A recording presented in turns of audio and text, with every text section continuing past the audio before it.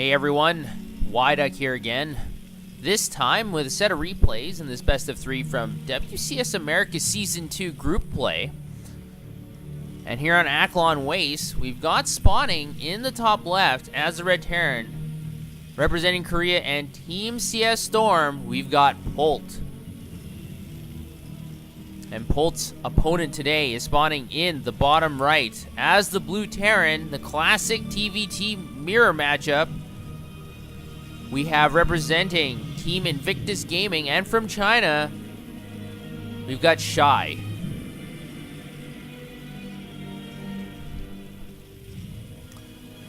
Now, Polt, many people do know who Polt is. He is one of the few players to win major championships in all of the continents that have major tournaments. I'm talking about Europe, Korea, and America regions. He's one of 3, I believe, players that have been able to do that. So Polt is in some prestigious territory. Very well-established Terran player. Currently living in Texas, studying English of all things. So he's one of the few Korean players that speaks pretty good English. So he is quite well known. His opponent, Xy, is from China. So obviously not as well known. And one of the reasons is, as Chinese players, it's difficult to actually leave China to play in a lot of tournaments because you have to get visas and things like that. And a lot of countries do not recognize pro gaming as a job, so they don't give you a work visa. You just have to go on a travel visa in many cases. So sometimes, even if Chinese players do well, they're not able to actually fly to tournaments. So it's very unfortunate. So they're generally stuck playing inside China. But let's see if Xy can pull up the upset here. And I guess one of the advantages is that when people don't really know who you are because you don't play that much outside of your home country, you could surprise your opponent quite a bit with some wacky build orders or different sorts of strategies. So Xy can use that to his advantage. Polt is building a factory right now. Xy is actually just getting the second supply depot up. And Xy has been able to scout the earlier factory, so he'll have some time to prepare. And I find it interesting that Polt didn't block off the ramp, because if Polt put the barracks here, that SCP would not have been able to get actually into the base to scout out the factory. So I'm not sure if Polt is thinking, oh, whoops, maybe I should have put the barracks there to block the scouting, or he doesn't care. Maybe he wants his opponent to see the factory. And in fact, Xy's going for a very early, well, not that early, but a 4-minute command center, and it's not even at his natural. He's actually going to build it inside his base. A little bit interesting build order. He'll be getting a factory of his own, but it will be behind Polt's, as Polt's factory is already finished, and he's also getting a starport behind this. So it looks like it might be, well, initially I thought it might be a Widow Mine drop, but since there's a tech lab going up on this factory, I got to think the starport is going to be going for a Banshee build.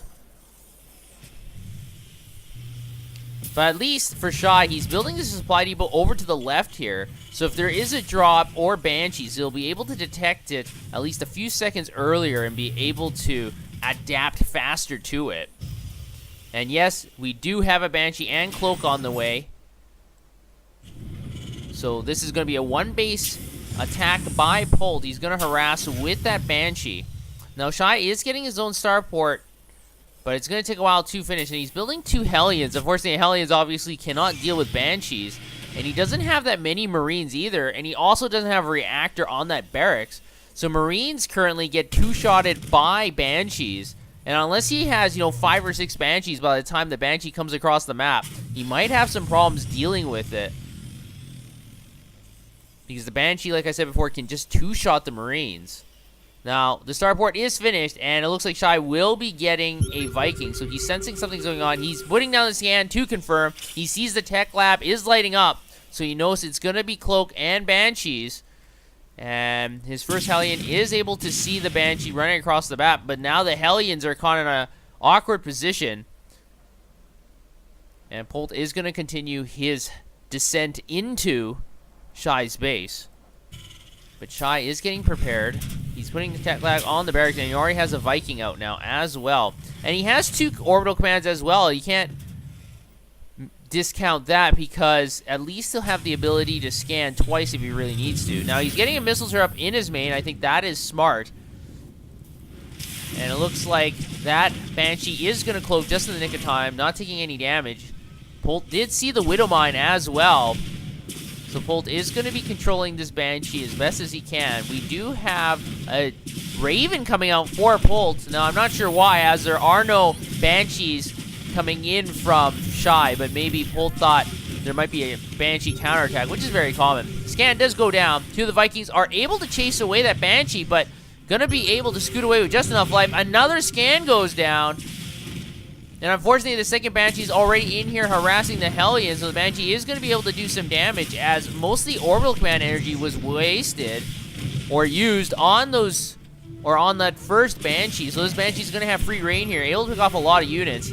A third scan goes down, focusing down on that Banshee, but it's going to escape again with just 20 life. Now, what you don't see here in the resources lost tab is even though Xy has lost 550 resources, he's actually lost quite a bit more because he's put down 3 scans. And a mule, which is equal to 1 scan, is about 250 minerals. So that's probably about 750 minerals that could have been spent on mules instead if he didn't have to deal with those Banshees. And not only that, he only destroyed one of the Banshees, and the second one is still alive. So you might have to pop another one down just to get rid of it. He's going to lose 2 mines in the middle of the map, and Polt is going to be moving across the map and reinforcing with more and more tanks and mines and marines. So Xy has to prepare for this. He's behind by about 15 supply. Shy's going to have a very difficult time dealing with this. The Hellions have to get great connections. The Marines are very weak in general, but the auto turret does go down. And now it looks like with the siege tanks sieging up, Xy is not in a very good position. His orbital command at his natural is under attack. SCVs are being pulled to repair, but these Marines are just going to town, slowly working on it. And actually, a small pack of Marines are going to walk forward and try to focus down on these SCVs. Hellions are going to rush in here, able to melt down some of these Marines, but most of the Hellions are destroyed very quickly, and Xy is going to have to GG. So Polt is able to take game 1 very convincingly with some Banshee harass, followed up with a Marine and tank push.